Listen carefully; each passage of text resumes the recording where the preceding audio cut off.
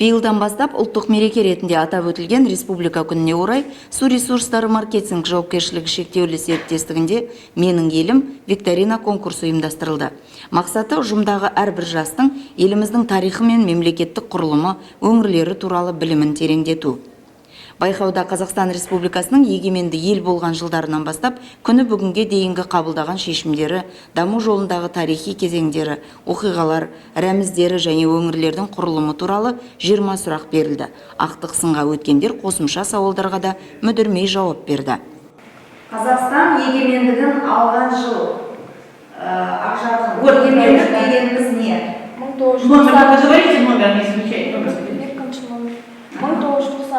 25 қазанда егемендік дегеніміз жалпы тәуелсіздік деген мағынаны білдіреді, яғни ішкі және сыртқы саясаты бар, ешкімге тәуелсіз ел, егемен Қазақстан деп отырған. Жалпы егемендік деген ұғым, ол қай елде бірінші пайдаланылды, есіңізде ме? Егемендік деген түсінік негізі қалыптасқан білмедім. Жалпы егемендік деген не білдіреді дегенді сіз басын айттыңыз, дұрыс, елдің ішкі және сыртқы саясаты. Өзінің тарихы, мәдениеті, діні, тілі бар. Ешкімге тәуелсіз елді егемендік деп атайды. Әлемде Францияда бірінші егемендік деген термин қолданылған. Біліп жүрміз. Рахмет. Мекемеде мұндай шаралар үздіксіз өткізіледі. Білім сайысына белсене қатысып, арнайы белгіленген сыйлықтарды алуға ниеттенген жастардың көптігі қуантты.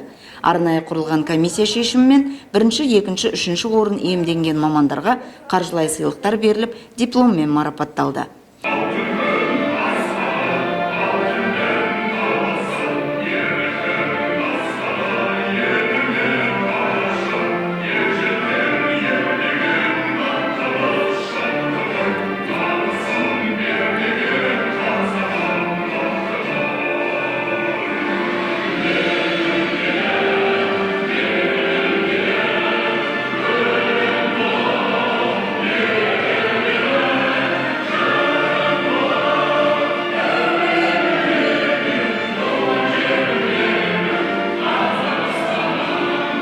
Сонымен бірінші орынды өндірістік техникалық бөлімнің жас инженері Ақжарқын Ақылбек иемденсе, екінші орын диспетчерлік қызмет орталығының маманы Бегарыс Мамықовқа, үшінші орын өндірістік техникалық бөлімнің маманы Медет Түзелханға бұйырды.